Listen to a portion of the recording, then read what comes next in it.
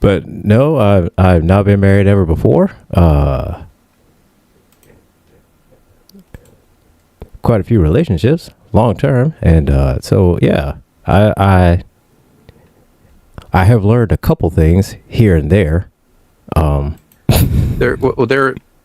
There are 3 rings in a marriage. You know that. There's the engagement ring, the wedding ring, and the suffer ring. And the suffer ring. Yeah. You know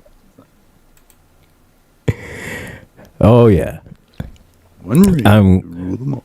One ring to rule them all. I was watching Clerks 2. I was watching Clerks 2 on Prime. I love that movie. It's like so wrong. I mean, by today's standards, it's very wrong. Well, I mean, it was wrong when it came out. Oh, yeah. Oh, without a doubt, yeah. It it was all sorts of wrong. Still funny. Not gonna lie, I enjoy it greatly. The first one, I enjoyed the first one as well. But then when I saw the alternate ending to it, I was like, you know what? I'm glad he stuck with the ending that he did, because that alternate ending was like, nah. I'm not even supposed to be here today. Not even supposed to be here today. They're playing hockey on the roof. That's great. Hockey on the roof. I saw the second one in theaters. I had never seen the first one, so I went to go see it with a friend of mine. He was trying to explain to me all the things. He goes, "You have to watch the other one." I'm like, "Okay." So I watched the other one. Mm. It was like all filmed in black and white. So I was like, "Okay." So. Yeah, it was supposed to be the way. I think the way that it was sort of presented or explained to the audience is that it was done in black and white, and it's supposed to be in the aspect of like the security camera. Right, so you're seeing, him. You're seeing Dante, just saying, "Oh, I'm not even supposed to be here today." Oh my God! So, and it's supposed to be in the view of a security cam where he's just there interacting all day.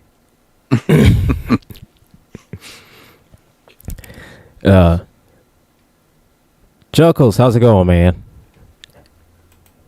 Oh, we're live. Okay. So we're live. Let's see. Yeah, we are live everywhere. So looks like we're good to go. And okay. So this is Tech Tuesday. It's all on tape. If we all screw up, then it's all recorded, and the internet can see it and roast us for all eternity. It'll be saved for posterity, yeah. Absolutely. So this is... So everybody that is listening, watching, you seeing us, you seeing our beautiful faces. This is Tech Tuesday. We are the Helpdesk. We are your favorite nerds to give us our help to you, our audience. I am Gilbert. I am known as the Angry IT Nerd. And with me always is my co-host George. He is also known as Techno George. How the heck are you, man? I am wonderful. I'm going to rename my name again because apparently it does not want to stay in there. It just doesn't want to cooperate with you, man. Nah, doesn't want to cooperate. That's right. I'm wonderful.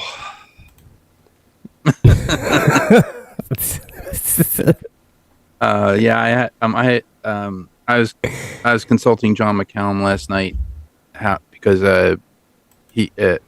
I was trying to put the episodes of Peak Trans to the Auto DJ. Okay. And apparently the file size is too large for the Auto DJ to do a 2-hour program. Peak Trans, I believe, is 2 hours and 2 hours and 13 minutes. So it doesn't do that with when I upload Hurricane Girls. It doesn't do that. Maybe it's the only thing I can think of. Maybe the what do you call it? hertz or the stereo bit dithering or whatever it is. Maybe it's just set so high that it inflates the file size. Maybe at 40, I think it's was it 60? If it's 48, it's 48. If it's 48, then yeah, you can drop that down to 44.1 and 192 with a 16-bit. At least that's the settings I use, and yeah, it still gives you great quality. I had used an application called Audacity, and I basically took the episode and I cut it up into 1 hour segments. So it wasn't, because it said the file was too large. The file, I think the file was 365 megabytes or three. No, sorry, it was three. It was almost 400 megabytes. It was like 380 something megabytes, and it said file size too large. So I cut it up, and one was 119 for an hour, and then the other one was 128, something like that. I forget what it was. Oh well, yeah, it'll work. I mean, hey, yeah.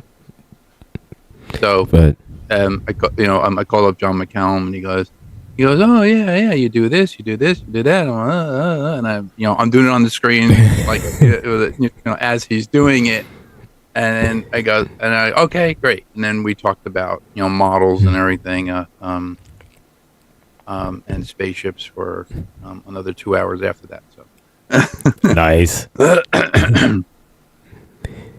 He 3D printed a face hugger, for me, so he's gonna send it to me. Awesome. Full scale, full scale face hugger. Yeah, he got this file. So I've been kind of toying with the idea of dipping my toes into the business of D&D miniature figures, of the minifigures of D&D models. Mm-hmm. I like doing custom ones like that. So the only thing is I'm not sure if I put it out there, how many people would be interested in it, what to charge, that whole thing. So for anybody listening, I signed up on Blue Sky and I sent the question out. So, hey, however many responses I get, then that'll let me know. Yeah, people are usually looking for, they are looking for new figures. And then I figured for Dungeons and Dragons, for Warhammer, like Warhammer 40K and stuff like that. But in the modeling world, which we're going to discuss, on the new show, was accurizing figures, for models. So say like if you have 1/72nd scale, Star Wars X-Wing, or if you have a Y-Wing or whatever, and you need an actual maintenance crew, that's something, somebody would be interested in buying. And you could sell the figures for like, if it's like a full set with equipment, you could sell it, easily like for $30, $40 for the set. Okay. You don't want to make it too expensive. I remember Shapeways, when they were in business, they were selling certain things. I remember getting an X-Wing pilot for Steve Neal for his 1/350 scale X-Wing, back in 2017. I think I paid $50 for that figure, but it was a good, maybe it was like a good 5 inches long. But it was like highly, highly detailed. Yeah. It didn't fit all the way in the cockpit, so we had to kind of cut it off at the knees, but but hey, hey, it's sometimes in the cockpit anyway. Hey, sometimes you got to do what you got to do. But Yeah, I was like, okay, well, that's not gonna fit. And I'm cutting it. No, that's not gonna fit. No, I need to cut some more. Okay, I put the thing out. Okay, he fits. Okay, great. Cut him off at the knees. All right, great. So, but yeah, but yeah, about the well, both my printers that I will use, there's like they are the you know my low the let me put it like the lower setting one.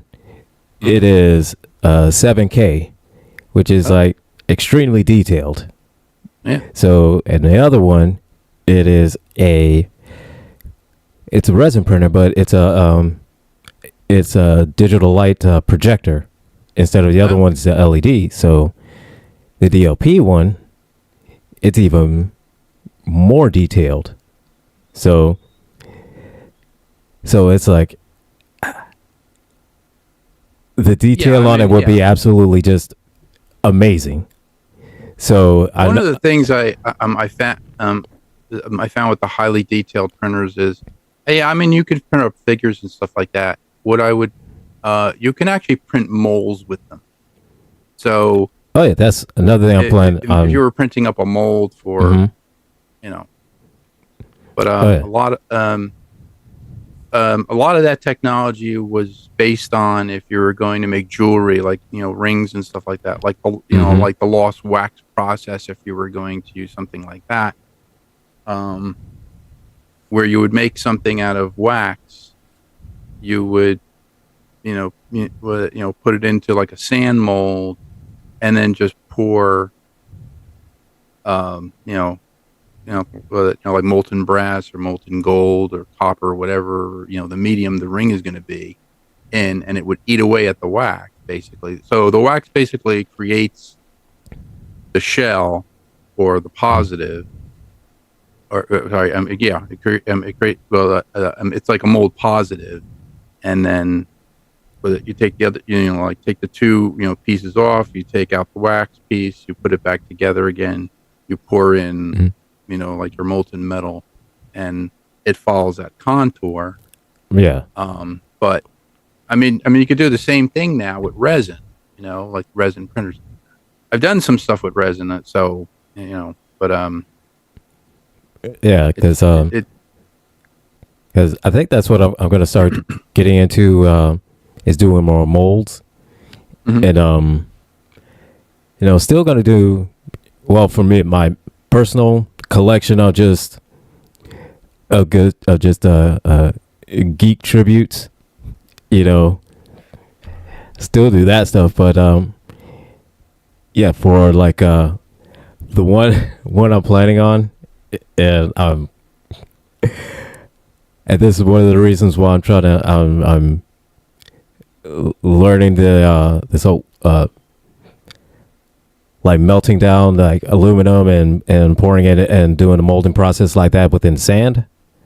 I'm going to do a Janky Award. So yeah, the Janky Award. Got to do the Janky Award, or the Nemis. I think we talked about the Nemis. That we did too, yeah. Instead of like instead of like the Emmys, it would be like the Nemis. It'd be like Enemy Awards. Yeah. And so it has to start with one. So I'm going to try it with the Janky first. So I've kind of, since the weather is now getting to where it's a little bit easier to work with, it's not so humid. And so it'll be a lot easier, not only just with the resin, but with the melting down the metal itself. So yeah, it'll be a little bit of trial and error. I know I'm going to burn the shit out of myself. I know that. I mean, the other process you can use is basically to, the one I showed you, the electroplating, where you can basically, dip the I guess you could dip the resin positive that you created, in some sort of like a copper solution, and then you can add nickel to it, and then you can add gold to it, or whatever you want to do. but you would do it through electrolysis, where you would actually electroplate it, Okay. onto the plastic, so you could keep the you know. Yeah. I guess you could keep it if you wanted to do that, but I mean, if you wanted to make it out of aluminum and then plate it like that, that would be good. Yeah. Yeah. It That would be a way. little heavier. But I mean, Um, it'd be heavier, but but still, it would be sturdier, and you'd still be able to keep the details yeah, and whatnot. yeah, So yeah, that's that's true. the main objective to do the resin mold of a janky. Is just so it'll be solid, because well, the last times I tried to print out a janky, it would just always snap, because at one point of it, it was just too weak to hold on to it, so it would always snap. Hmm. So I had the bright idea of, let's try it with metal. It would be a little bit more solid. It would it would not be so prone to snapping, and then I could still be able to paint it. So yeah. Yeah. I've done low temperature metals, like pewter. Pewter is Hmm. very good to use. You Okay. can turn that into a more micromark. You go to micromark.com. They actually have ingots of like pewter that you can get, Oh. and they actually have so you would actually use like a plumber's blowtorch Hmm. to heat it up and melt it, and then you can pour it into molds. Apparently, the lower temperature metals you can,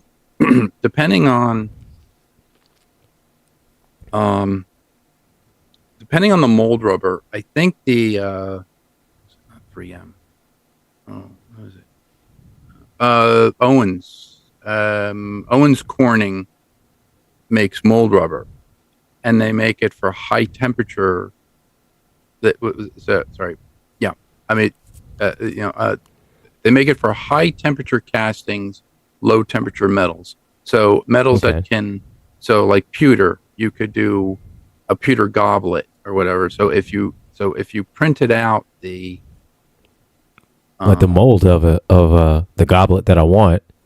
right. Yeah, and then Well, I mean, no, I mean you can actually print, like you could resin print the goblet in 3 dimensions, mhm. and then just mold it with, actually mix up like a Oh, 2-part mold rubber, yeah, I see put what it you into the mean. mold rubber, take the goblet out, like a 2-part mold, Yeah. and put it back together, and then pour, the metal into that. Okay. Yeah. Okay. And then Yeah. Yeah. and then you'd probably get I've found with the low temperature metals and the different, because I use all the smooth on stuff. The smooth on stuff it's made for different types of things. Like if you're gonna, like be pouring metal or brass or whatever it is.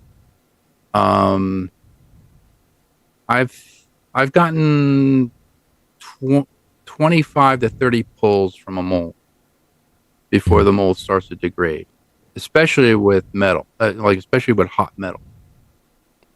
Okay. Um, Okay. Because I mean, you could also make the awards out of resin. If you did it out of resin, you could probably get like 50 to 100 pulls from a mold, which is resin. right. Right. If you were going to do like a 2-part resin, but I mean, the printer basically has resin, in it. So you're actually curing it with, I think, with UV light. Yes. You're curing. Okay. So you're using UV light to cure each layer, and then so yeah, then yeah, there's different things. I mean, I guess you would love to do it out of metal, and you can. It's great, but sometimes you're like, like going, this thing is too damn heavy. It's great for you, but when you go to ship it, It's a pain in the ass, and then the shipping cost is you have to just ship it because it's going to be like, gonna be like, whoa. Well, the shipping cost is going to be astronomical because it's so heavy. Yeah. Yeah. That's that's the one of the, that's one of the things with the studio scale models. When I build studio scale models, people just don't want to pay for the shipping. I'm like, right? But the shipping's like, I mean, the model itself is, I don't know, depending on how big it is, would be, well, let's see, it's in about the well, some are 5 pounds, some are 10 pounds, depending on what you're using as a superstructure. But when you add lighting to that, and you add electronics, and you add all this other stuff to it, it's really heavy. Yeah. And then when you're going to go ship it out, you're like, well, I have to ship it like this. I have to ship it in a box, and I have to ship it in a special box. So I have to make a special box. I have to put special packing in it.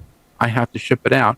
And then, when, you ship it out with like FedEx or whatever, those guys, I mean, their knuckles just drag on the ground, man. They take those boxes, they slam them in the air. Yeah. So if you ship it freight, like if it's a freight thing where you have to actually, create a hard, like a wooden crate, and put foam in a wooden crate and then ship it out, then you're paying astronomical prices. You're paying anywhere from $400 to $700 for shipping, because it's all the weight. It's the weight of the wood. It's the weight of everything. I mean, you want to get it there, but there's better ways. So needless to say, Thomas, letting you know right now, once the janky is printed up, if you want it, you're gonna have to come and pick it up. I'm not shipping it. Yeah, or you could drive it to somebody's house. Like, I'm gonna drive there. Like get an Uber just to bring something to him. Like, it would be cheap. It would be cheaper for either him to come to me or me to go to him, than rather than to pay for his shipping. Well, there was an idea that a friend of mine had to create 3D printing shops in different, so say like in different areas of the country, not really centralized to, in all 50 states, right? So that was his idea, to do all 50 states. I said, so what do you do? He goes, well, we would have these shops. They would have 3D printing services in them. And then if you wanted to sell something, say like you had an idea and you wanted to 3D print it, you 3D printed it, you would send the designs to, each of these shops. And if somebody wanted to buy it, you wouldn't have to ship it from where you were. So say like, I'm in Pennsylvania, and you and you saw the design, and you're in North Carolina, South Carolina. In South Carolina. So there would be a shop that would be centrally located to you, and then that design that I created or I wanted or whatever, I would, instead of you printing it out and sending it to me, they would just send the design to the shop and then print it out. It would be the thing. And then I would go to my place in Pennsylvania and go pick it up. Or they could send it to me because they were, in Pennsylvania, and it made sense. And it was a very good idea at the time. And I said, but you'd have to outlay there'd be. No, I've heard of like businesses and structured that way, but instead of just having like a because they had the right idea in there being shops, but instead it would be just kind of like my setup here, here at home, and then I would just get the get an email of, this is the design to be printed out for blah blah blah blah blah this person. And oh, awesome. Thanks, James. I appreciate it. And thanks for joining. So we're just over here just talking about some techie nerd stuff. So hang around. So yeah, and but yeah, it would be essential just like something like me, set up in a home with a few printers, and we'll get an email of the file in order to print it out and say, hey, and it would have to be, because I'm not going to touch anything. I'm not going to do any kind of design enhancement or anything like that. I would have the printer, at the size in order to, print it out, however way I needed to. And essentially it was just, I would take the file, put it in my printer, print it out. And then, if it was somebody that's local to me, say like, 5 miles or less, then yeah, I would take it to them. Or it would just be a lot cheaper for me, to ship it out from there. And then boom. Well, see that's what Shapeways did. Shapeways was just kind of like they were like I guess they were like a middle management company. They would get people who had printers. They would actually rent out printers, say from like you or whatever, and say, okay, well, we have these designs. They would have different designs. They had the Millennium Falcon cockpit, the 1/72nd scale, MPC, like Millennium Falcon. So they actually had highly detailed cockpit. It was so highly detailed it actually had the holes for the optical fibers.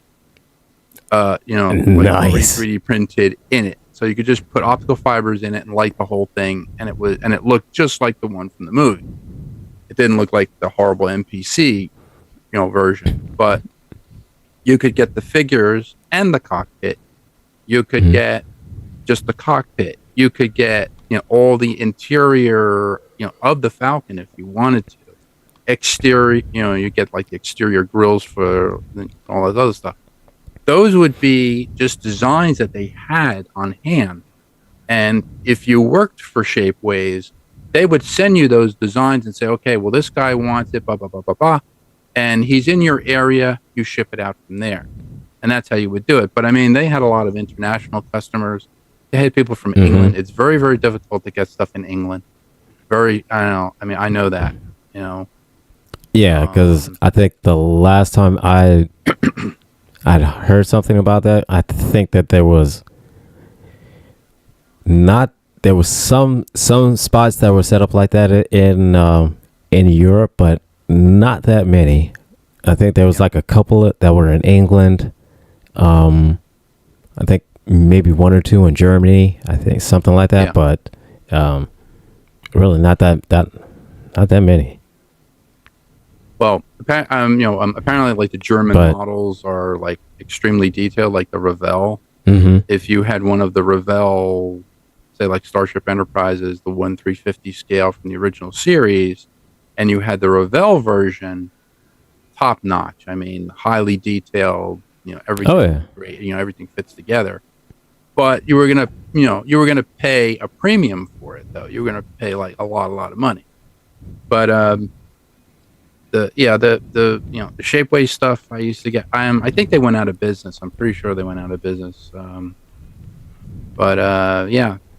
You should just get all the stuff. But the things that usually sell are the things that I like to do are for certain models that are out there, like figures. You can't get figures for 1/144th scale. I've tried to find figures 1/144th scale. I have a 1/144th scale Forbidden Planet, ship, the flying saucer. Okay. wanted to create the scene with the id monster coming through the like the energy gate, all this other stuff, and right the energy fence. That scene is classic. I know how to do all the lasers. I know how to do all the other stuff. I do not have the figures. The figures in 1/144th scale to scale with that ship would be awesome. That would be something that people would pay a premium for. You know, that you absolutely. I mean, you could probably sell it for $100. I mean, easy, the whole set. You'd have Robbie the Robot, you'd have the little car, you'd have Anne Francis, which is Altera. They make some of those for the 1/72nd scale, but the saucer in 1/72nd scale is I have some pieces downstairs of it. Somebody gave me some pieces. I put the bottom section together. It's 3 feet in diameter. It's a pretty big saucer. You'd have to have a lot of room. Okay, I'll say this, man. You're lowballing yourself at 100, man. I started 200. Oh yeah. Said maybe 250. Not gonna lie. I mean, you want it where people are actually going to be able to buy it. That's the thing. But I mean, if you were going to go that route with all the electronics, and I'd say yeah. If I'm putting all the electronics in it, and let's say, even I'm going to go so far as like say putting like a sound module in it. So right. It hit warp engine, whatever the case is. Yeah. 250. Yeah. Give me, it's starting at 250. And Jay, let me ask you this, James. Says I see you make D&D dice, because I was thinking about this earlier, and I put it out and I asked on Blue Sky, because I'm debating on going into making mini D&D figures, and I was trying to gauge whether or not who all would be interested in it, what to charge, the whole nine. So any input, feedback that you would have would be extremely valuable. So shoot me a DM and let me know. Yeah, I had asked that of Steve Neal, some time ago in 2017, and because I was debating whether I should, create the studio scale Invaders Flying Saucer, and he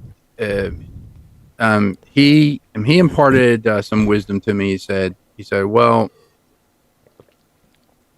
you have to look and see what other people are charging, and then you can charge a little bit less, but not much less, where like you're losing money. Right.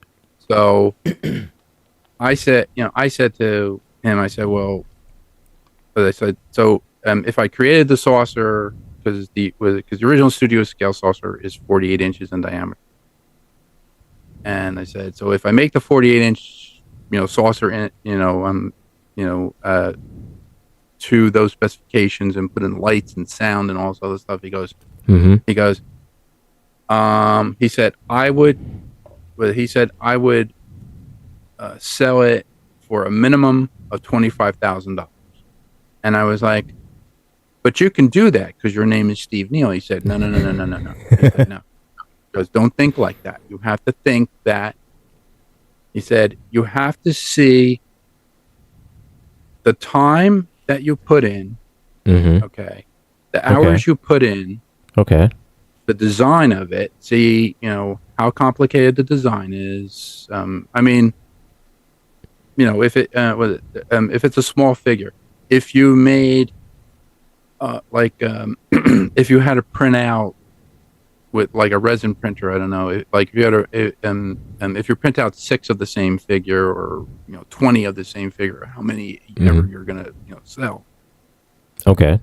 you have to look at uh, your cost of materials, okay? Mm-hmm. Not just the resin on the printer, the upkeep of the printer, the power that you're using, the heat that you're using to keep yourself warm, the electricity that you're using. Um, you have to look at, everything that goes into making it. Your gloves, the spatula, all the stuff, all these things that you use to make, right? I'm sure you have like the washing station, the curing station. There are different, there are different components to that. You have to take into account all of that. Once you factor all that in, and then you put how much you are worth per hour, that's the price. And I said to him, I said, well, what if I just did this? And he goes, no. He goes, but he said, because I said, well, what if I, sell it for $1,000? He goes, you can sell it for $1,000, but you would be shortchanging yourself. And I said, okay. He goes, how long is the project going to take? I said, I don't know. I'd have to research it and just find out how long it'll take. I don't have all the studio, things that a Hollywood studio would have. I don't have a vacuum former. Right. I don't have this machine that does this. I don't have a 3D printer. These are my 3D printer. This is my 3D printer. Okay. This is the computer. Right. This is the printer. That's what I have.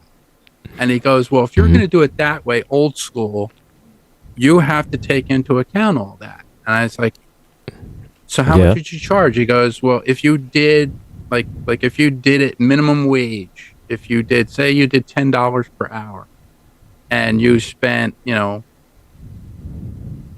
record how many hours it took to print it, how many hours it took to cure it, to wash it, all this other stuff, and you took into account all this stuff, you'd probably come to like $2,000. You'd probably get to about, $1,500, maybe, $2,000. Right. And I said, I can't charge that, Steve. He goes, you have to charge that. I said, why? He goes, because if you don't, I said, if you do not charge what you're worth, and people take advantage of you when they go find it someplace else, it gives everybody else a bad name. So, it would give Steve Neal, because Steve Neal built the 66-inch Enterprise that he has, in his studio. He built that from scratch. He did that all by hand, and he built it from scratch. And he used to sell it for $25,000. But now he would probably charge $35,000 to $40,000 for it because he has to do it all by hand again. I mean, he has molds, which are easier, right? But but at the beginning, he was just doing it all by hand. Just making each one by hand. And I was like, wow. And he goes, yeah. He goes, and then, so. Okay. All right. So those figures that you're going to create. Yeah. Basically, I have to take into account, like, just how you said, the electricity that I'm going to use, the fan, box fans that I'm going to use, gloves, alcohol, even all of that. So the drinking kind, the curing kind. No, I meant sorry, the curing kind. The curing kind. Sorry. Yeah, but yeah. But James, there is a project that I'm also going to be, working with silicone with as well. Because it's something that I saw a while back. I want to say maybe about 2-3 weeks ago. That all right. What do you want to build? I'm here. Here you are. Is the Helpdesk? Go ahead. This is something that's going to be beneficial. It's going to be helpful, because again, that's just the type of person I am. At heart, Okay. you know, at my core, the reason why I got into 3D printing to actually begin with was because I saw a YouTube video of a guy that made a Winter Soldier arm for a disabled kid, and he loved Marvel, and so he made him a Winter Soldier arm, and I was like, I want to do that for somebody one day, and that's what started my whole spark on wanting to do on the 3D printing rabbit hole. So Cool. So with that being said, a couple weeks ago, as I was scrolling through the TikTok streets, I came across this one video that was talking about a special kind of condom to deter certain type of aggressive individuals. The name of the condom is called well, I'm not going to show. I'm not sure if I can say it on YouTube, so I'm going to spell it out. It's an anti-RAPE condom, Okay. and which essentially is that the way it looks is that I think I could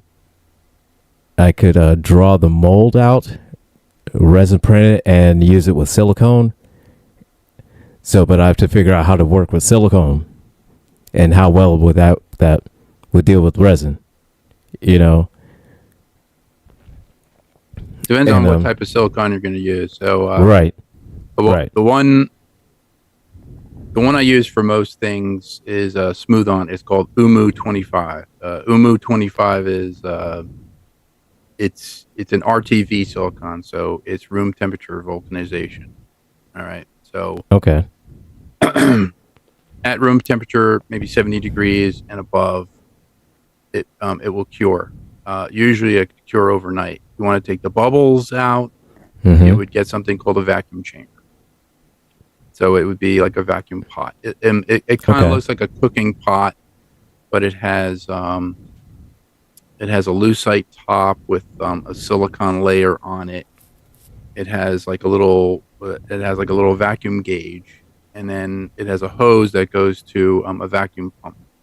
And what Okay. that does is it pulls out all of the bubbles Mm-hmm. out of the mold rubber before you pour it Okay. Yeah. around your subject. So whatever it is, the model that you're Mm-hmm. going to create. Yeah. For figures on bases, what I would do is I use a little bit of hot glue. Like, so you would make a mold box. So the thing is, Mhm. be like a mold box. You can make it easily. I mean, you could use melamine if you wanted to in the box, whatever. But then you would actually just glue it to the base and then just pour the silicone around it and let it cure. But you would take all the bubbles out of that. When you're doing your if you're going to do a resin, well, let's see. The thing is going to be made out of silicone, right? Yeah. So if it's going to be made out of silicone, you want to use a more rigid mold. You could use resin to pour around a silicone. But I suppose if I get the like a high strength or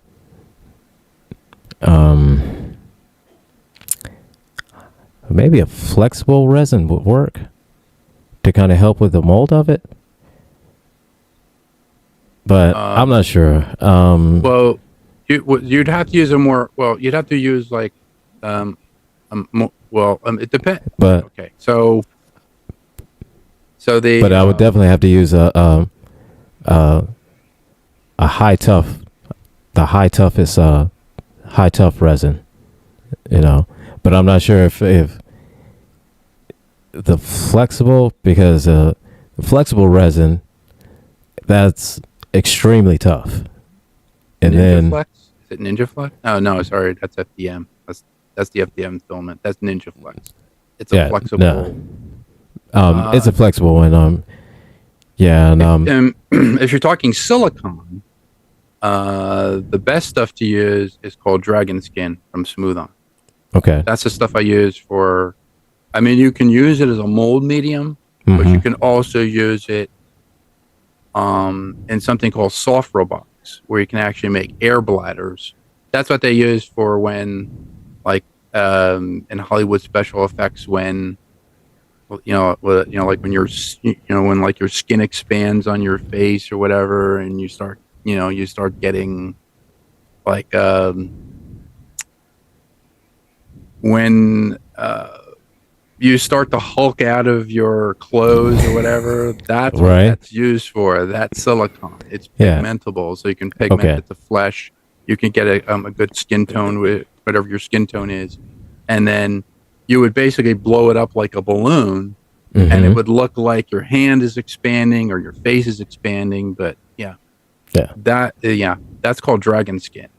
Okay. It has a shore hardness of the shore hardness is actually it's the hardness of the silicon. So there's another silicon that Smooth On makes called EcoFlex. And EcoFlex you can make like tank treads out of.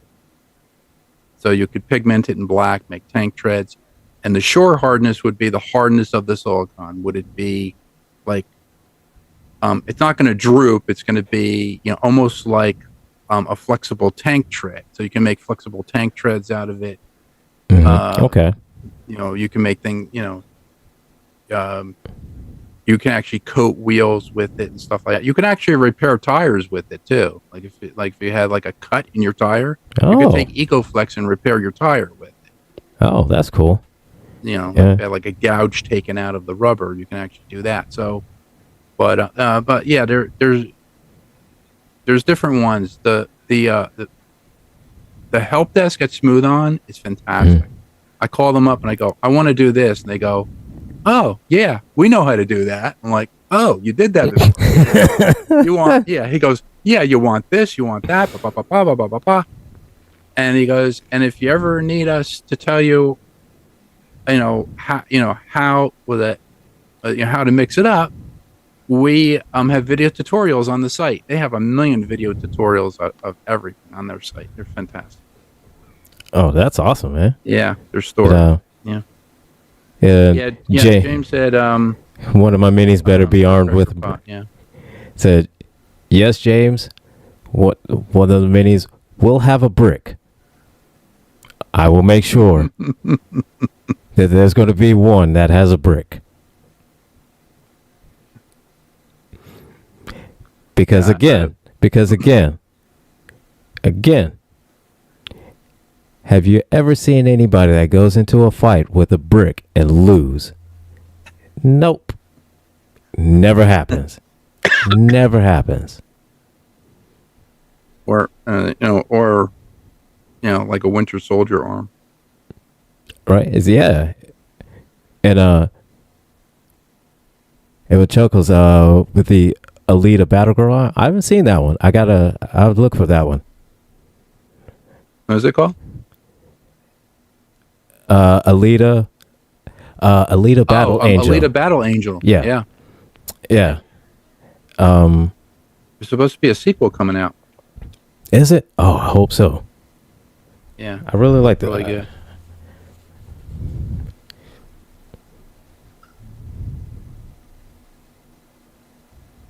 Yeah. So, what James was mentioning in the chat, the pressure pot. It's only 60.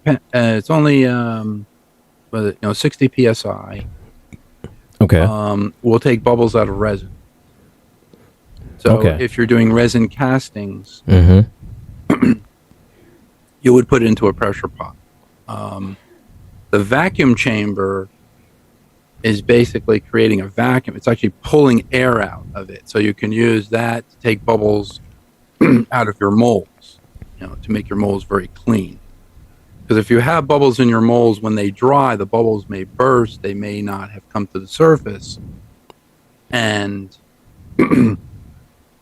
they will get into the actual casting.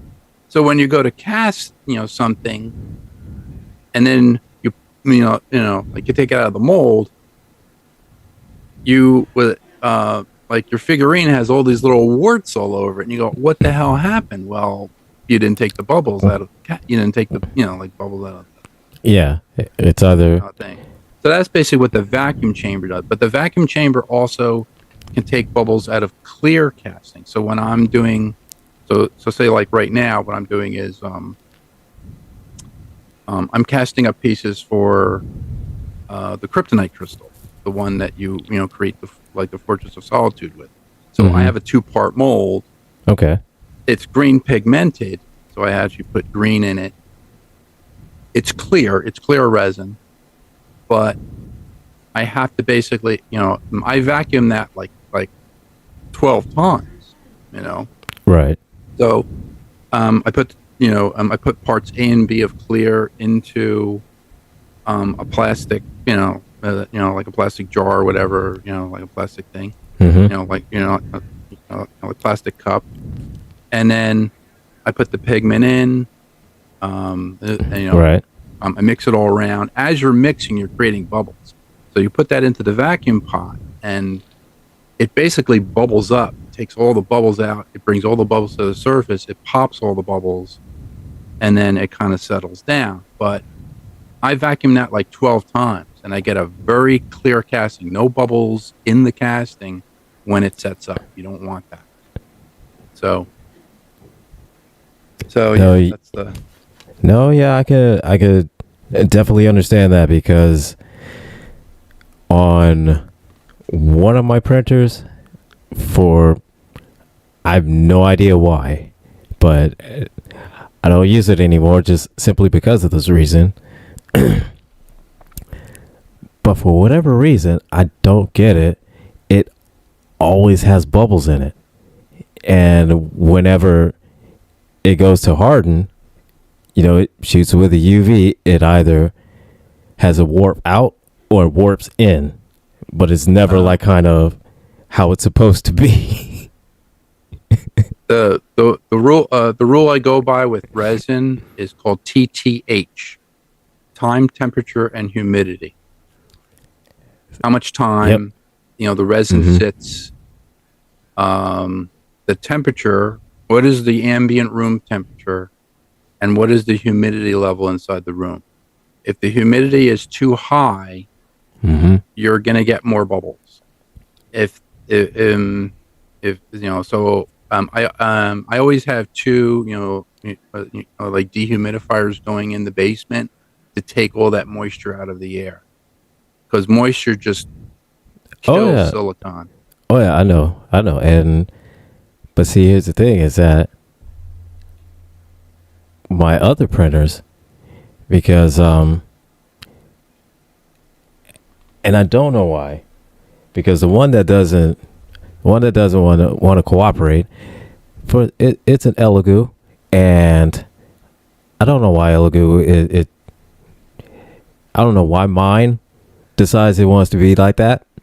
I don't know why, but that's just me. My Anycubic ones, those work flawless, but under the same conditions, is my Elegoo one, it just every time. It's very finicky. It's probably the resin that you're using. No, but that's just it. No, here's the thing: is I nothing changes as far as the temperature that I do, the humidity, because I have a bunch of mini humidifiers and one big ass one. So I do my best to keep the humidity levels the way it is. The temperature, I always keep it within 70, 75. that's just how I do. And it's just that one. And here's the thing. And I go online and I see reviews and everybody that's using it. I see, the TikToks and YouTube videos of the exact same model. Perfect print every time. But mine, I just got the janky one, I guess. I don't know. It just doesn't want to do anything.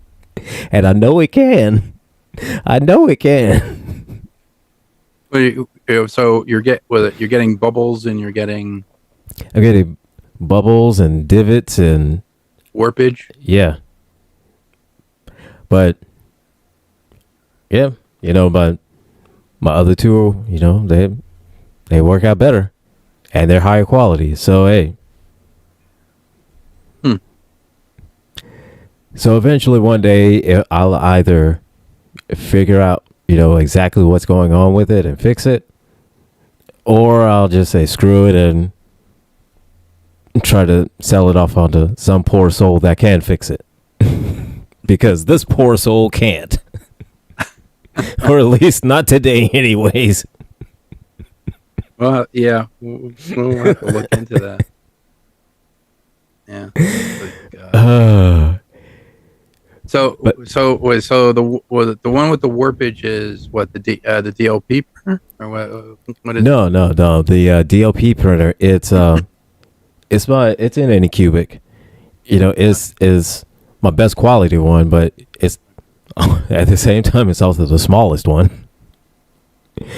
And then the one with so the one giving you the problems is the Elegoo Mars, right? Yeah, the Mars 2. It's a Elegoo Mars 2 Pro. Oh, that's the 2 Pro. Yep. And so, again, it's slightly bigger than my Anycubic one because I have a Anycubic Photon D2. So it's slightly bigger than that. Not by much, but it's slightly bigger.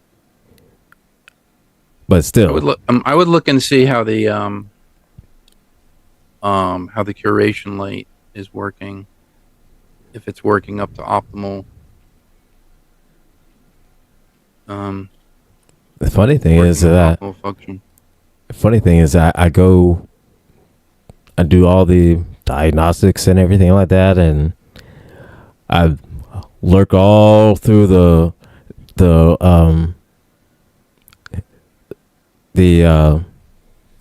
Reddit, the subreddit, the 3D printing subreddits. Yeah. And haven't been able to figure it out yet. So, yeah, I maybe I have a gremlin in it. I don't know. Yeah, I was looking at, there's one that they use at the Weta Workshop in New Zealand. I believe Adam Savage had went there and did it. It was a resin. It's a resin printer, but it prints under vacuum.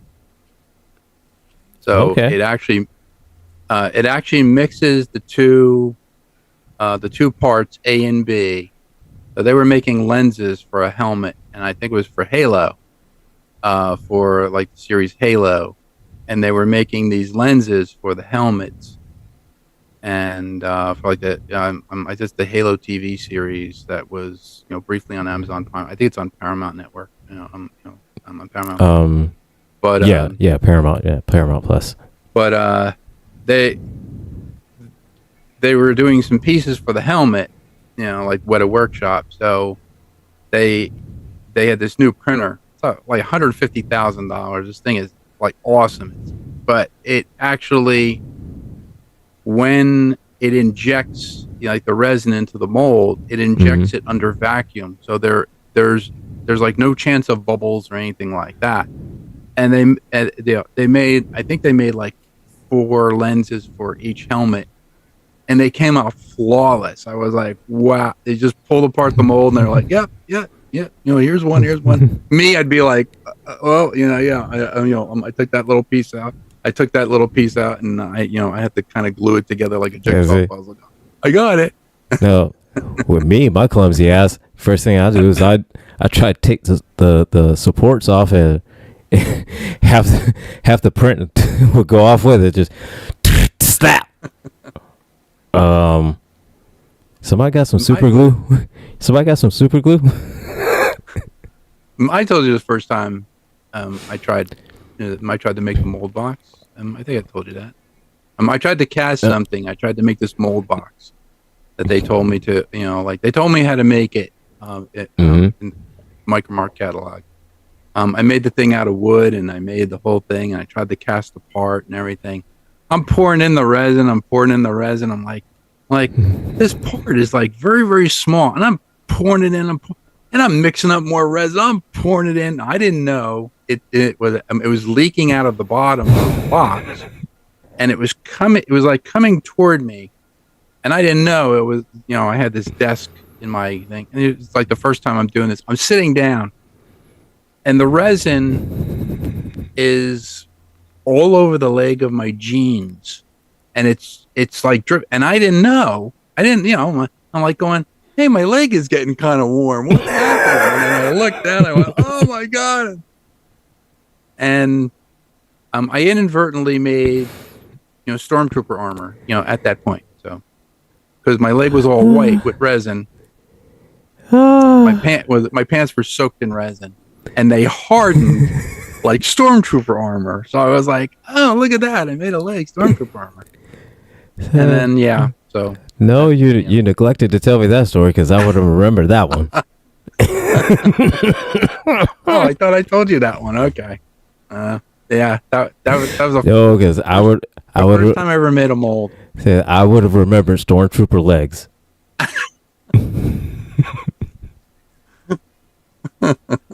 I had a chemical burn though because because of the resin resin gets to the resin cures at 300 degrees, 200. I forget what it is. 200 like 325 degrees. Yeah, and it's an exothermic reaction. So it basically stuck to the hairs of my leg, and I'm trying to pull my pants off, and I couldn't, and I couldn't get my pants off fast enough. And I was like, and I'm like, screaming, and yeah, that was fun. Yeah, I'm like this little part, and I'm like, I mean, I had like, I think I had like 20 ounces, man. I'm mixing up 20 ounces. I'm pouring it in. I'm like, damn, this thing's taking a long time to pour it. It's all coming out the back. It dripped on the floor. It hardened on the floor.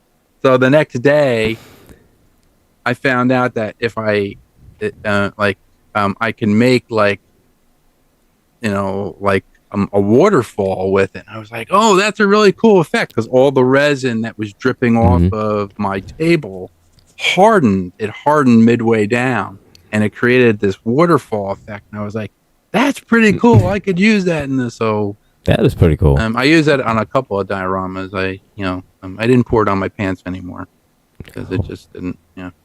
Didn't agree with you. It just didn't agree with you. So yeah, I get it. It didn't agree with me now. Yeah, I get it. Understandable.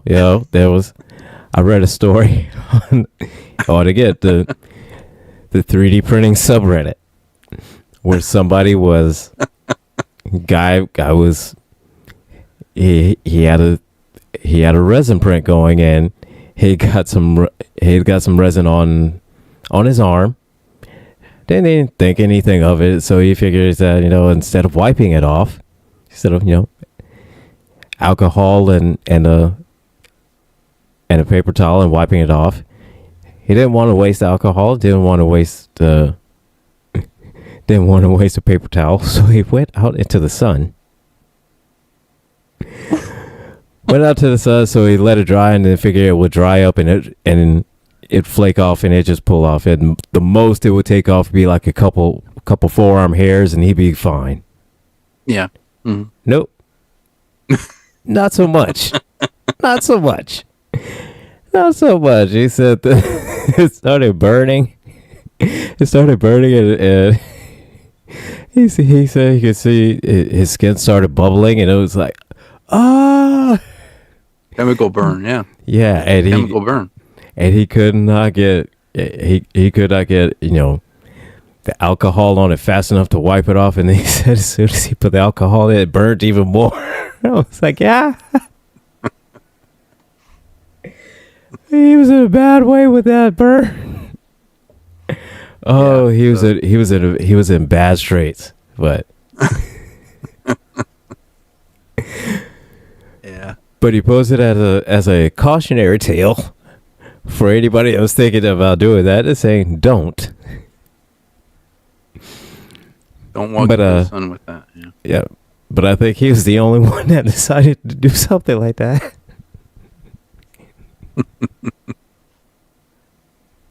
Yeah, there was a printer back in the I think when like the resin printers first came out, and it had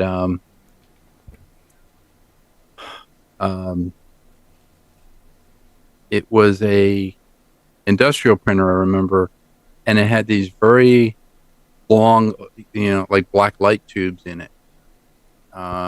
It was like it was like a vertical printer, but it was very, very.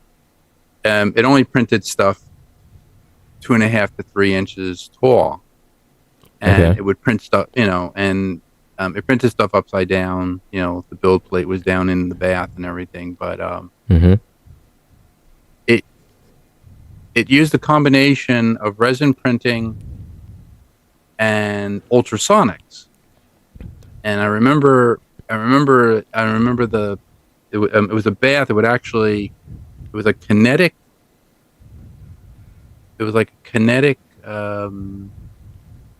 It was like a wave acoustical kinetic energy resin, and it was the most expensive stuff on the planet. Like a gallon of this resin was in the thousands of dollars, and they used and it would, it would pull the stuff out of the bath, and it would be flawless. I'm like, wow, there's no bubbles in it. It's all nice and everything. They used to make. Oh, for that much, it better be. They used to make like medical, things with it, if you broke a bone, or if you if they did the one thing I remember that they made was they made a piece of this guy's skull, that was lost in an accident. So instead of they reconstructed his skull, but the piece that they had to put back, instead of putting the metal plate, they did it with this resin printer, and they did the plate, and so, but it created like the curvature of his head, and this was back in the 90s. This was like, this is before, all this AI technology that we have now that can scan everybody. They had to draw it by hand. Had to take what? They almost basically had to draw it by hand. Yeah. Yeah. Well, they had to digitally draw it by hand. They had to do it like digitally on a computer, but they didn't have any type of scanning technology, so they didn't have a 3D scanner at the time, which would have saved them countless hours. So what they had to basically do is do a life cast of this guy's head without the piece, and then kind of reconstructed on the computer how that plate would have went back, and then they made the plate on this 3D printer. And I remember it was called kinetic energy resin, something like that. And it was like I think at the time it was like $5,000 a gallon. and they needed a lot. I didn't understand why they needed so much of it, but it used an ultrasonic, like they would bombard the bath with ultrasonics. Okay. To harden it and to harden it in the bath, and then they would to cure it cure it. Yeah. And it was like it was like a clear amber color. And I was like, so then how are they going to do it? So then there was this other doctor who was working on bone regeneration in France. And what he did was he took stem Mm-hmm. cells, put the stem cells onto the resin in a certain Okay. pocket, and he actually grew the bone back to the plate, which actually grew into Mm-hmm. the guy's skull. I was like, wow. It's like Wow, so cool. that is impressive. Yeah. Yeah, well, I mean, I could understand why that resin would cost like into the thousands like that, because you got to look at it as, um, is it, you got to make sure it's non-toxic. You got to make sure that it has the right strength. Well, You know, not yeah. it, being used for medical purposes and being experimental. I'm sure it was Mm. all types of toxic, but Well, I mean, not the killing kind of toxic, or at least well, not the immediate killing kind of toxic. 20 years yeah, toxic, yeah, like I 10, mean, like, yeah, now let's say, 5, 10, 15, 20 year toxic. Yeah. But tomorrow toxic? No. yeah. I mean, they done a lot with teeth, like my Mm. with my dentist. I had like when I was younger, I had braces, and the braces were like the old kind, Mm. and, like the wire and all this other stuff. The one wire basically um, dug into one of the, you know, one of the molars in the back of my, like back of my mouth, and it created a hole. It basically created this Oh. hole in the tooth. So he was like, I could fill that. I said, what would you fill that with? He goes, well, I would use this special resin. It's a food grade resin that we would Mm. use. And he goes, and then I would, I'd match the color of the tooth. And I was like, okay. So, he filled it in. He matched the color of the tooth, and he actually did it with, it was an ultraviolet, resin. Like cured, when it cured ultravioletly. Mm-hmm. And I went to go look at the tooth. I'm like, so which tooth is it? I could not figure it out. Like there was no hole. Everything was shaped the way it was. I was like, it's like I put a brand new tooth in my mouth. I was like, what the hell, man? It's impressive. Very, very impressive. I was like, that is so cool. That's awesome, But because I mean, yeah, usually you would think you would at least see like some kind of an outline, or something, nothing. whether it be Nothing. like It a little too far out, a little bit maybe not far, a little too far in, something you would see. But man, And yeah, he matched the but shading of all the other teeth, and I was like, I but couldn't believe it. I was like, wow, this but is it, amazing. but He said, again, yeah, I they've been guess, doing so many things with teeth now. yeah. They can actually Hmm? grow the dentin through stem cells, which I found, but they cannot, produce the enamel. They cannot grow the enamel yet, but they can 3D print Hmm. the dentin. The dentin is the actual Oh, stuff okay. that, Okay. so your uh, your your tooth enamel, right? The white part, which is your teeth, that's the enamel. Mm-hmm. The dentin is actually, it's like a fibrous tissue that where all with it, like where all the nerves lie, like all the nerves grow in, inside the dentin. That holds the mass of the tooth to your jawline, and that's where, so when you get a cavity or you have a toothache, whatever, that's a sign that, that the enamel is wearing down. But I mean, they could fill that in. The new, the new fillers are not the old mercury fillers they used to put in our teeth, where you have you have like that black or like silver, mercury Yeah, yeah. in your teeth, because they found out that was, toxic. So they put this new white stuff in, and the white stuff, because I had one done, and I was like, "Where's the cavity?" And they go, "Oh, we drilled it out." But where's the cavity? I'm like, so where's the filling? He goes, "Oh, no, we put the white resin in, and we actually contoured it to the inside of the tooth so it looks natural." I was like, I can't tell where it is. He goes, good. So that's the point. Yeah, because that's the point. And I'm like, wow, they really, really did a fantastic job. I was like, wow.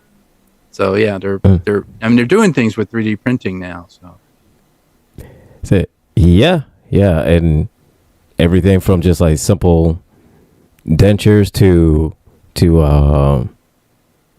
veneers, and I think I saw something where they had where you could do like the snap-on stuff.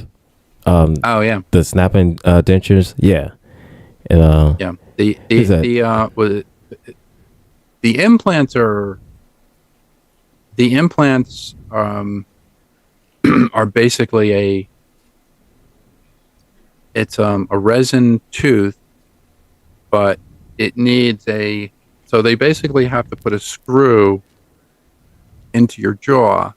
So if you lost a tooth there, they put a screw in there, and they put the tooth in, and they use this Allen wrench. It's like this little Allen wrench drill. Yeah, to kind of tighten it. Yeah, to tighten it in there. Yeah, be like the Terminator. You have that.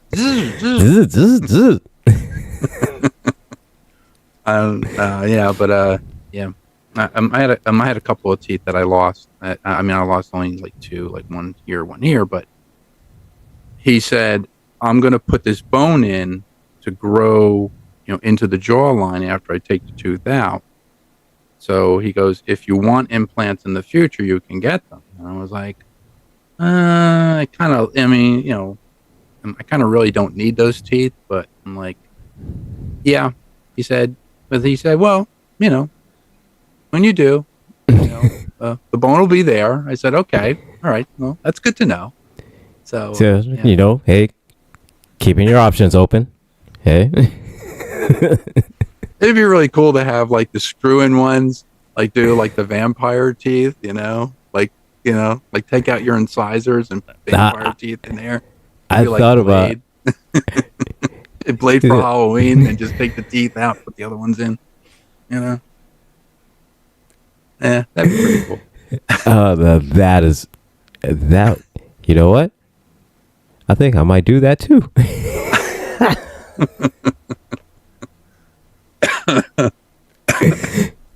Because who doesn't need a set of vampire teeth, right? Yeah, there were like when I used to go to the conventions, they had like vampire teeth you could put on with they had Polydent, so you can actually just glue them onto their like glue them over your own teeth. Nice. Yeah, so you don't have to look like the one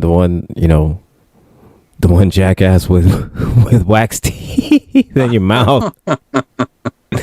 Yeah. We used to have those back in the 70s when we were kids. The big plastic vampire teeth would make your mouth go like this.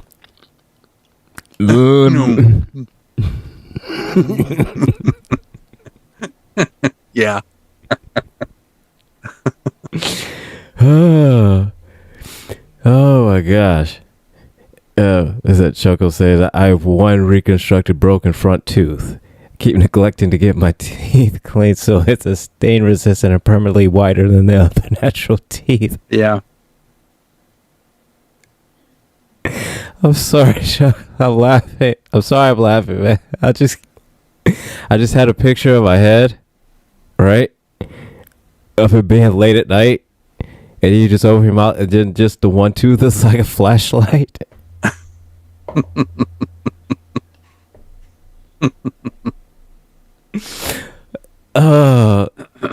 That's where my mind goes, Chuckles. I'm sorry, man. Sorry. The only thing I can tell you is sorry. You have a warped mind, my friend. Welcome to the club. It's probably all that Superplex party time you've been getting with Thomas, because you just. I watch Superplex Party and I look at it and I'm like going, he just wants to reach through that microphone and just strangle him.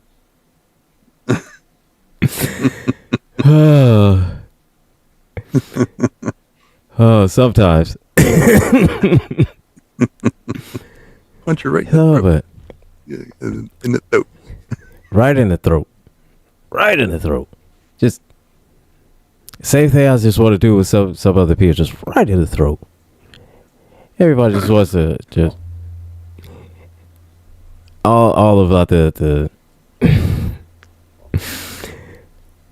everybody at this with this whole election and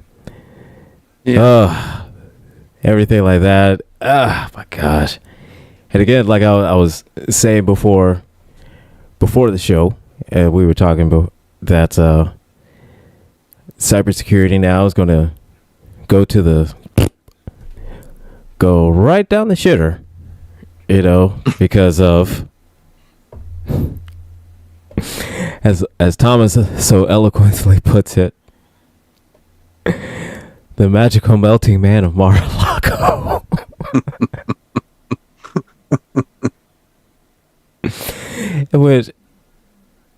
And I say that because here in 2016, no, not 2016, 2017, no, 2016 and 2017, his social media got hacked twice.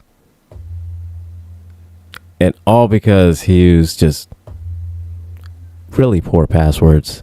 And I say that to get to this. Use strong passwords, people. Multi-factor authentication.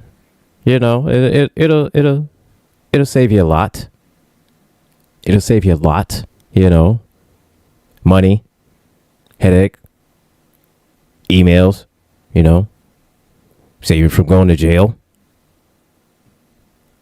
Just saying, Well, the other thing is, change your password every 3 months. I know it's a pain in the ass. Change your password. Do not have the same password for like everything. Like, don't have the same password for Instagram. Don't have the same password for Facebook. Don't have the same password for Amazon. Don't have the same password for any of these things that you use every single day. I know it's a real pain in the butt. You keep that stuff in your phone.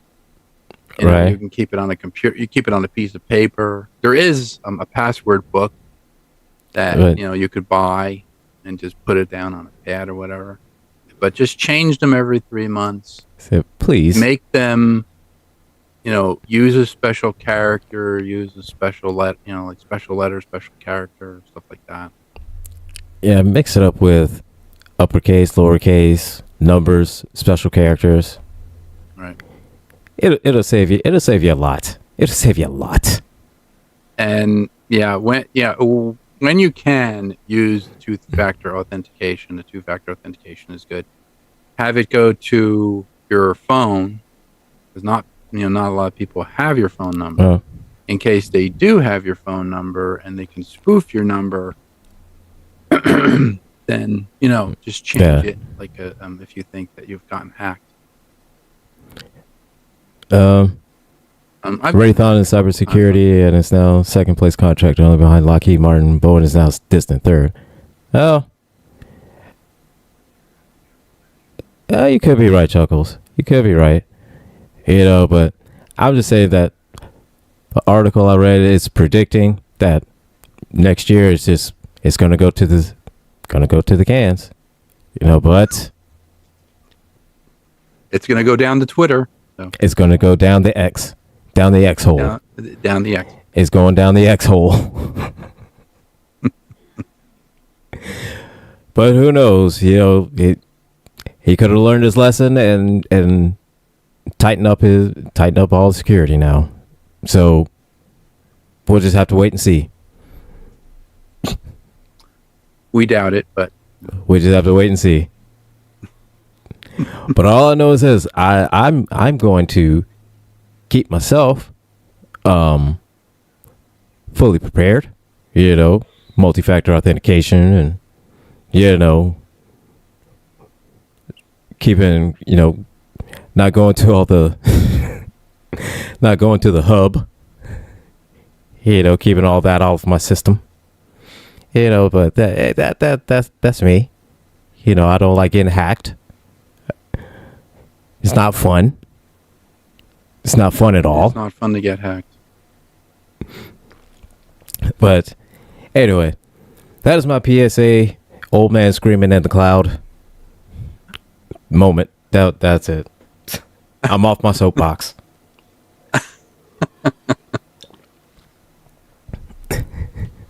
Yeah, I think I got hacked this year on Facebook. Somebody, spoofed an account, and they said, "George, you sent me all this stuff." I'm like, "Oh yeah, okay, whatever." I just changed my password, and I really didn't want to have to set up the two-factor authentication, because usually stuff when we're setting up two-factor authentication for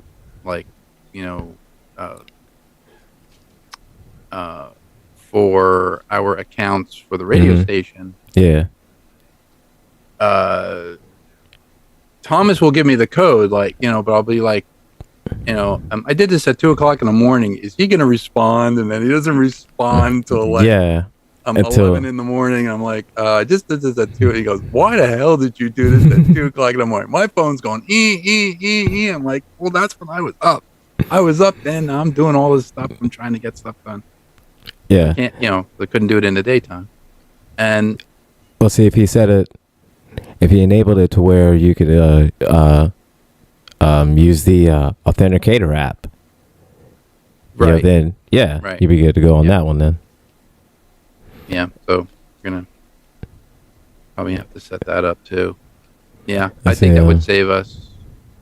Usually Jeff is good about that, but I don't want to have to bother him either. So let's see. What's it? Chuck will say, ask this. Let me ask you this then. Thinking security and the Villains Guild. Discord was a data mining platform. So how safe is that? Well,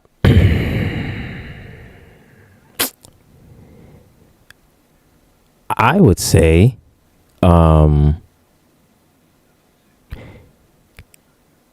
considering how some of the stuff I've heard of that has been on Discord,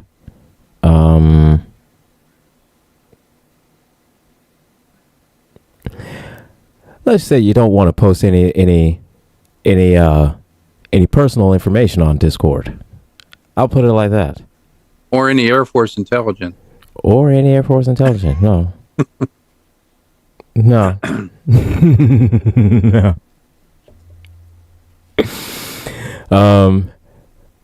But as far as the guild Discord goes, quite honestly, the most everybody does on the guild Discord is just kind of posting memes, posting information, sharing the TikToks that that they did of just teachable moments, stuff like that. We don't really use it to like mine data, just use it to share our thoughts. So, and if you wanted to cancel our thoughts on Birdemic on Discord, you could, because maybe that would be like a blessing for us. So I said, F Birdemic, F that movie, F it. And I want there's a lot more I want to say, but we might get banned. We get kicked off the air. We get kicked off the air. But I would say, but again, like I would say on Discord, you don't want to post anything personal. Not in the. No. But of course, again, that applies with like all social media. But with Discord, with the reputation that it had of with the reputation that it has, yeah, you really don't want to share much on that. Discord is good, like for watch parties. If you're gonna do a watch party or something like that, It is good for that. You know, it does. It's kind of like YouTube, a little bit like YouTube. You can actually post stuff from YouTube to Discord. If you don't have a premium account, you really can't watch, say, like a 2-hour movie. So say like if you guys did plot a-holes on Discord and you're watching a movie from the internet, I would say if you don't have the premium, I think Thomas does have the premium account. Mm-hmm. So if you have that, your video of copyrighted images should be okay. Like if you wanted to watch a whole movie. Yeah. But I found that if you don't have a premium account, I posted some stuff like Battlestar Galactica because I'm part of a Battlestar Galactica group. Like a friend of mine had wanted me to join, and I was like, okay, so I joined. And I was just testing it out just to see if we could play an episode of Battlestar Galactica. I played a clip from YouTube, and I was able to play the clip, but the clip was 26 minutes long, but I could only play like 10 minutes of it because it was copyrighted. And I was like, okay. So it does have some limitations then. Yeah, it has some limitations in it. If you do have the premium account and say like the movie was on a DVD in your computer, you could play it from your computer, and then you would just basically share your screen like with Discord, and play the movie from your computer through Discord, and then all your friends who want to join in on the watch party can watch it on their computers. Kind of like Zoom. So. Yeah. Okay. So, Let's see, James says, someone steals my identity, they might raise my credits horrendous. Funny thing is, James, I used to say this a long time, that if somebody ever stole my identity and they would try and they would look at my credit score, they were like, yo, let me just help this dude out and let me pay a bill or something for him because he needs help.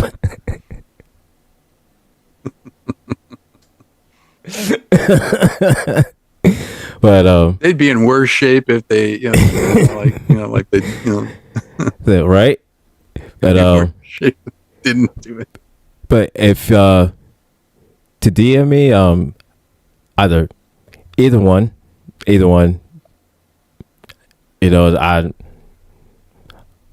I'm on everywhere and nowhere all at once at the same time. So yeah, either one is fine. I am everywhere and nowhere, much like a ninja.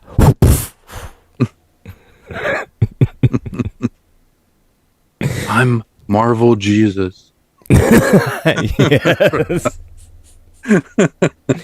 I'm Marvel Jesus.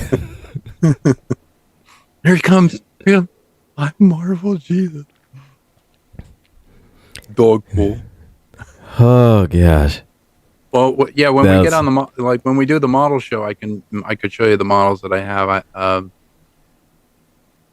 A friend of mine who does props, okay, like for movies for a living. He gave me resin reproductions of Deadpool's, of his Desert Eagles, and I haven't painted them yet. I was going to paint them black, and I was going to paint them silver. And then after I saw the Wolverine and the Deadpool movie, I was like, "Oh, I got to do, I got to do the gold-plated guns because the guns are very accurate. They're like very, very accurate. and in the front of each of the model guns, it says "Smile and wait for the flash." That's actually printed on the end of the barrel of the compensator of each gun. And I was like, "Oh my god! If I did that in gold, I could do the letters in black. Oh, that would be great." So, Oh yeah, absolutely, yeah, absolutely. I'm glad I waited. And I would say that's the funniest scene in that whole movie. Well, to me, it was anyway. The whole movie was funny, but that scene right there, when he grabbed the other one and put it in front of him, he got shot and he grabbed his guns. I was like, I mean, you can't regenerate. "You mean you can't? Oh, oh no. Well, guess who's got his guns now?" Yeah, that's great. And then I saw where somebody, well, of course, naturally, just scrolling through these TikTok streets and seeing people there printing out, Wolverine masks, and cannot be mad because honestly, I do the same thing too.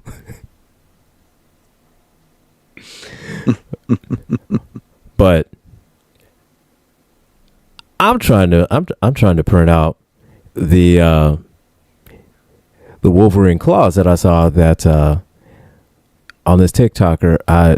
She was on YouTube. I forget her name. Oh, the one who did the Arduino ones, the ones that actually come out. Yes. Thing, yeah. Yeah, I forget. I forget what she goes by. It's something the engineer. I know she's an engineer. I know that. All I know, or at least that's what I can remember. It's too much marijuana. But anyways, yeah. For any of you all that has not seen it, this lady, she's an engineer, and she made the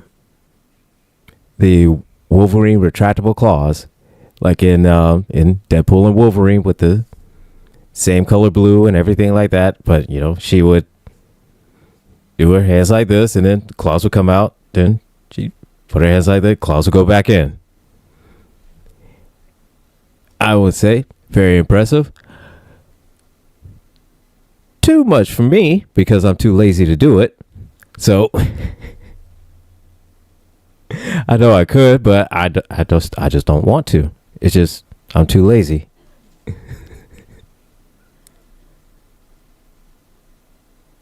Kind of fun.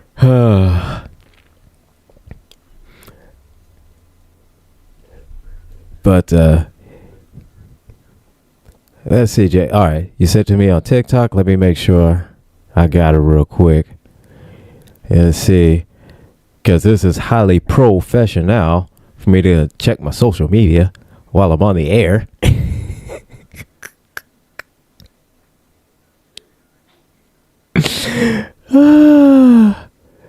Let's see. Do, do, do, do, do.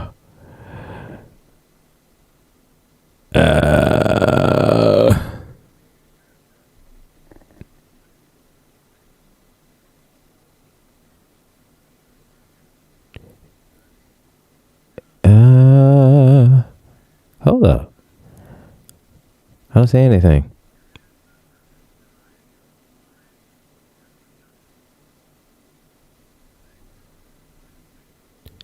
So no, I'll see. Try send it to me on IG, James. Because for whatever reason, it's not showing to me on these TikTok streets. So.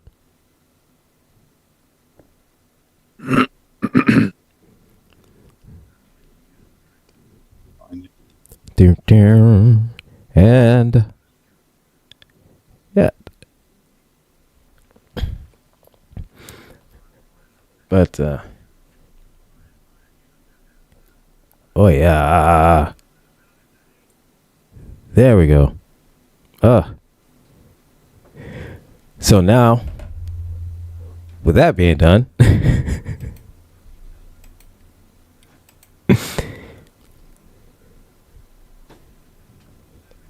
You know. So the modeling show. Are we gonna start that this Saturday? I don't know. I don't know if I should start it after the holiday. You want to do it?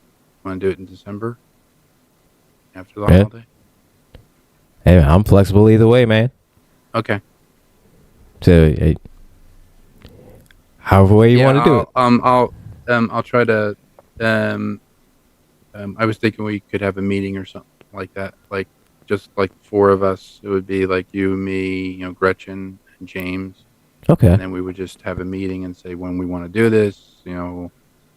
I figure I figure the episode would go for an hour.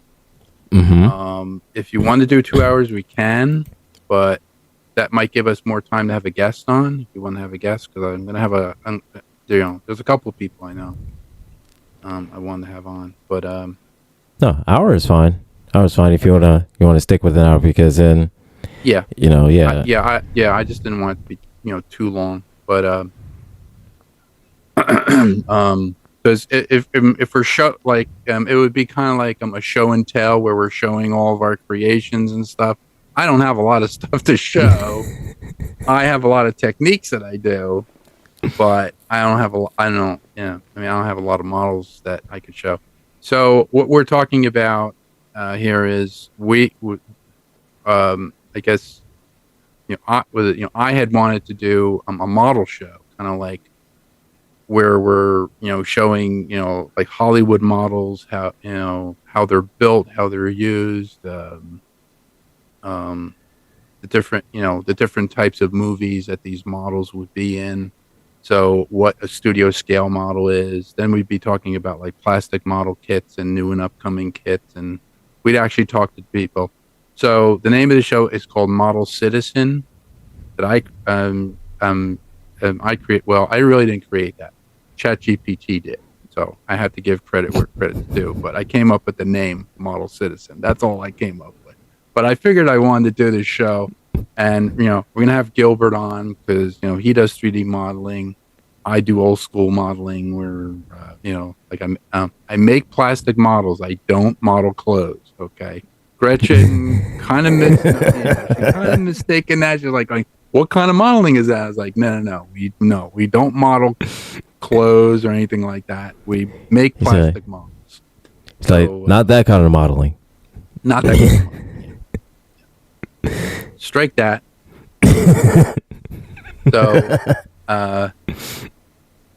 So yeah, it was going to be that, and then we would actually have guests on from from special effects. I know a couple people in the industry. We'd have John McCallum on. We'd have Mark Myers. People like that. Mm-hmm. Maybe even Steve Neal can talk about some of the models he's built over the years. In Hollywood, he worked on a lot of like the Roger Corman movies and all this other stuff. So, that show's coming up, and it'll probably be on.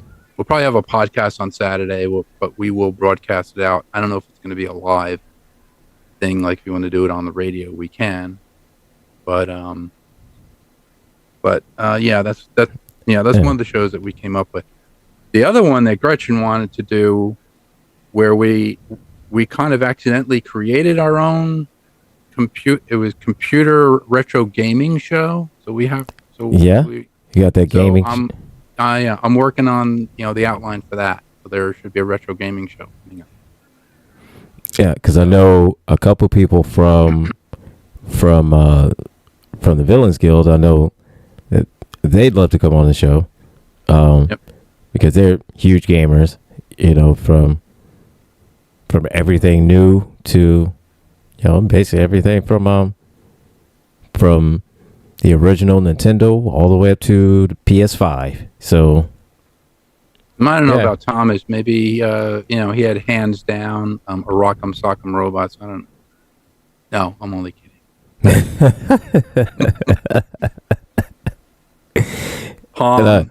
Yeah, I just connected with remember. Oh, hey, hold up. Chuckle said, would you guys like me to connect you to the Steel Phasma, the armorsmith who made their own steel armor based on Captain Phasma from Star Wars? Oh, Hey, cool. All right. cool. Absolutely, man. That'll be awesome. Sure. Yeah, the model show is supposed to be well. I wanted to kind of encompass, props as well. Maybe some, Hmm. maybe like some cosplay stuff because there is that facet of Yeah, that in there. Special effects, makeup, costuming, stuff like that. yeah. And all So the, that's basically what the show was going to be about. okay, yeah. And all the, the guests that be coming on with, the models they make, it'll be from all kind of different genres of movie or, um, Yeah, people who've yeah. done special effects, makeup, people who have done costumes, like different costumes or whatever. Like Maybe from some collectors. like horror, sci-fi, fantasy, just pretty much kind of And that was any it. kind of genre. And then I can finally snag my friend David Ayers. I just want to get him on the damn show. I don't care. Really, What just show one it is. I of don't care them. if I want it to be the rules of Nerdquisition, but now it has to be this Paul show. I need to get him on there. And he's like, "I'm really busy." I said, "I understand you're busy, but just, dude, it's an hour out of your life." He's like, he said, David, yeah. Understand you're busy, but you know what? F all that. We need you on the show. I understand you're busy, but F all that. We need you on the show, man. That's all it is to it. It's an hour. It's an hour just talking about stuff that it's an hour out of your life. It's an hour just talking about stuff that you love. Come on, man. Yeah. Come on, now man. We're talking about Close Encounters of the Third Kind. Come on, I want to talk about Close Encounters of the Third Kind. Said, come on, man. Said this is an official plea. This is an official plea from the help desk to David Ayers. I'm gonna send him a text. I'm gonna be on my hands and knees like this, like please. He need you on the show. It's just an hour, man. Send it to him and say, okay, I'm on my hands and knees begging you to come on to the show. Say, it's just an hour, man. It's just an hour. It's just an hour out of your life, and then it'll end with it. And then it'll be saved in perpetuity. There you go. It's just an hour. You could do an hour. Everybody could do an hour. You could do an hour. Do an hour standing on your head. Come on. Yeah, come on.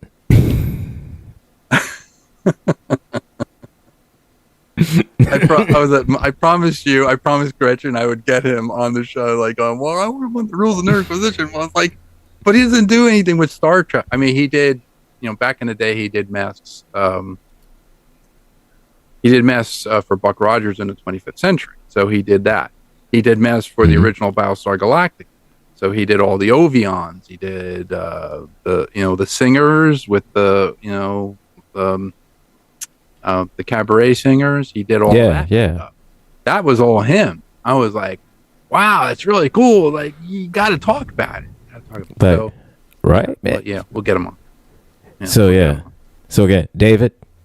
I'll have to bribe him. Bribe David. It's just an hour, man. It's just an hour. You could do an hour. Everybody could do an hour. What's an hour? Again, it's an hour. You could do an hour. That's okay, man. That's a 45-minute Netflix show with a couple commercials. You could do an hour. It's an hour. It's just an hour. It's an episode of Superman. Everybody could do an episode of Superman. So that's what it was basically going to be. You guys are supposed to be doing Star Trek: The Motion Picture next, right? We're doing that coming up. Rules of Nerdquisition. We're doing that coming up on Sunday. That is correct. Okay, great. Yep. Did you contact Aaron Doctorman? I did not. I totally forgot. Okay. I totally forgot. I appreciate you reminding. He worked on Star Trek: The Motion Picture as well. Sad bit of news. A gentleman I've known of. I've never. Well, I can't say I did not meet him. I did meet him in 2017 at Steve Neal's Halloween party with his girlfriend Tammy Klein. Glenn Campbell had passed away. So Glenn Campbell, if you look him up, two N's, Glenn Campbell, not the singer Glenn Campbell. Glenn Campbell is a visual effects artist. He worked on Star Trek: The Motion Picture. He worked on Spaceballs. What else?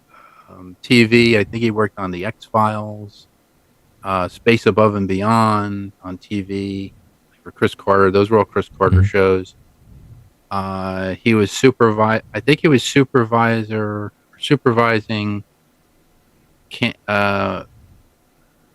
I think he was supervisor for visual effects for the Asylum. So, the Asylum studio in California. He was like a project manager, like a project head. He would oversee all those projects with all the visual effects and everything else going on. He was a great guy. I met him in 2017. Really nice guy, really funny, and he passed away this past Saturday. So just wanted to mention that. But we were going to have him on we were either going to have him on the Rules of Nerdquisition because he was involved with Helios, heavily. Tammy's girlfriend is also involved with Helios, so we'll have I guess you'll guys, we'll have Tammy on, or Steve will have Tammy on. So. Okay. Yeah. James, hey, here, I'm gonna go ahead and drop email in the chat, so that way that you could just directly email it to me, okay? How to Train Your Dragon is getting a live action movie. Yes, I did hear about that.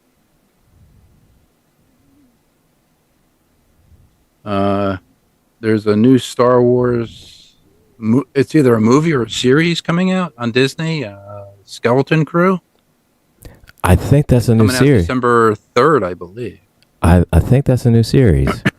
But I don't know. December 3rd. It's a kids movie. It's really a kids movie. It has a bunch of kids in it, and I'm like, okay, it's going to be a kids movie geared toward children, right? But I'll watch it because it's Star Wars. I don't care if it's woke. I mean, it's got woke. Couldn't be as bad as what was that other one I watched? It was on Disney. I think I watched 2 episodes. It was Willow, the series. I watched 2 episodes of it, and I couldn't watch anymore. It was like putting Tabasco in my eyes. I was like, okay, I can't watch this anymore. It's just can't do it. So, I don't blame you. I don't blame you. It started out good, and I was like, it's gonna get good. It's gonna get good. And all of a sudden, I was like, what is going on here? It was like it was kind of like. It's kind of like the ending of Game of Thrones when you warned me about the ending of Game of Thrones, and I was like, well, I haven't watched it yet, and I'm looking at the ending, I'm like, what?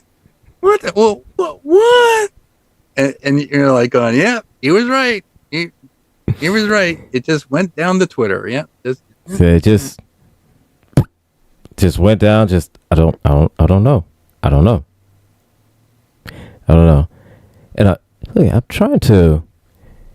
All right, I was trying to put in the chat the Rules of Nerdquisition email, so you could just email the link to me, James. But hang on, I'll just tell you, it is rulesofnerdquisition@gmail.com. RULESOFNERDQUISITION. I know that's a mouthful. That's what she said. Bam. Anyways. We're not banned on TikTok. That's amazing. Oh, we're not on TikTok. That's why we're not banned on TikTok. Okay, that's why we're not banned. Yeah. That's always a plus.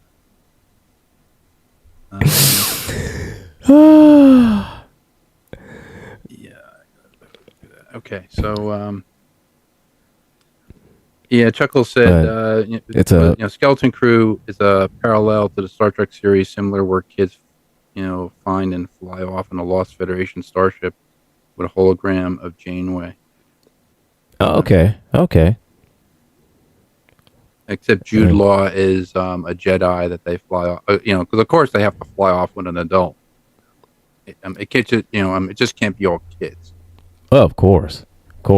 Yeah, and of course that adult has to be a Jedi.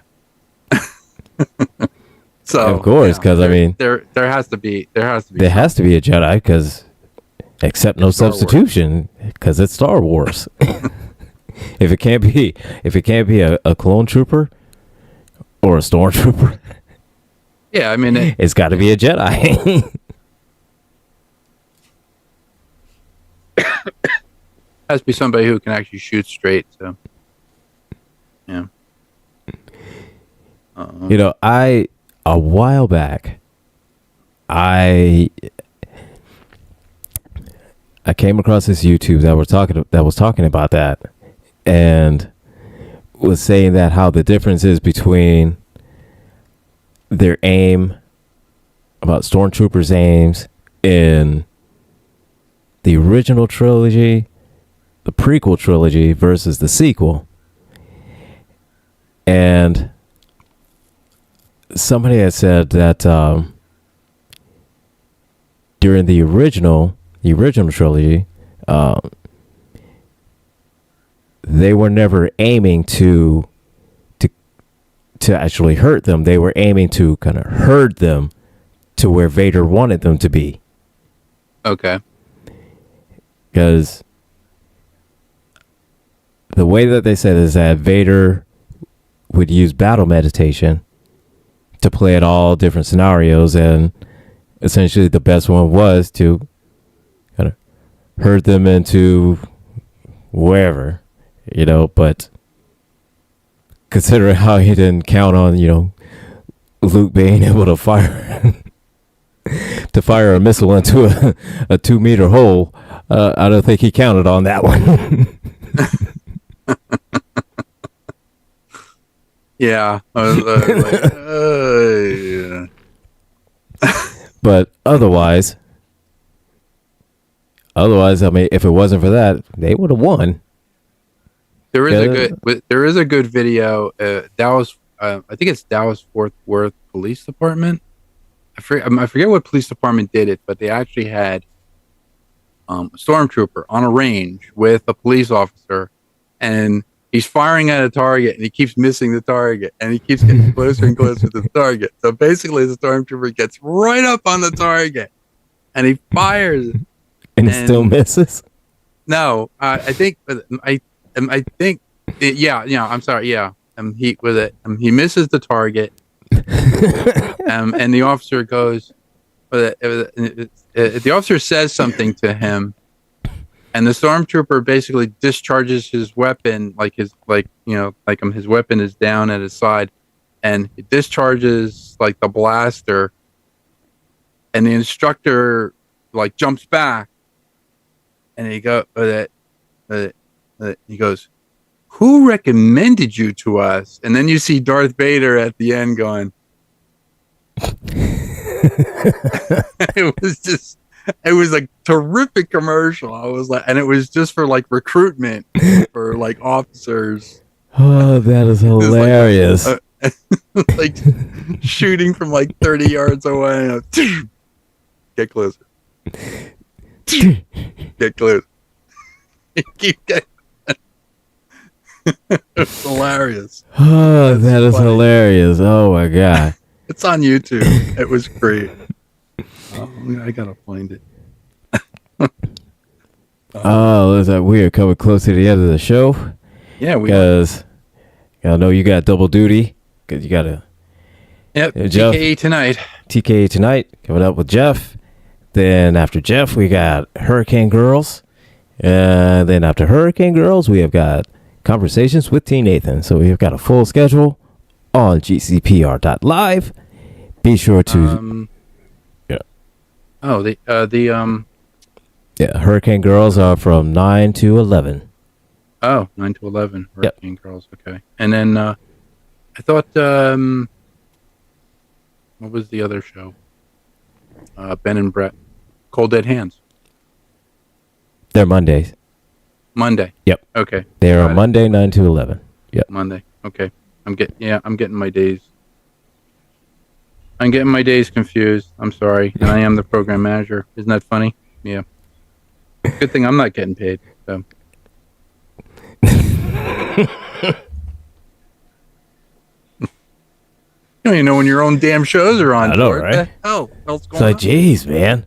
Hey, get a calendar, will you? Like, oh my God, man. It's not like, you already doesn't have a calendar already, but jeez. But yeah, we got a full show every day coming up later. You learn something, have a couple laughs, and so, yeah. Stay tuned for TKE, and you'll see George's pretty face. And so that is it. I'm going to black out my video now. And so, I don't want to crack the camera. Yeah, well, I mean, it always cracks for me. So, I mean, it wouldn't. It is what it is, man. But anyway, let's go ahead and end the show. And so, everybody, we'll see you all next week. When we talk not about computers, but other stuff, we're going to just talk about other stuff until that model show comes on. And then we could talk about computers. Then we'll talk about computers and be an old man yelling at the cloud. All right, everybody. Boat bird. With the Boat bird. All right, everybody.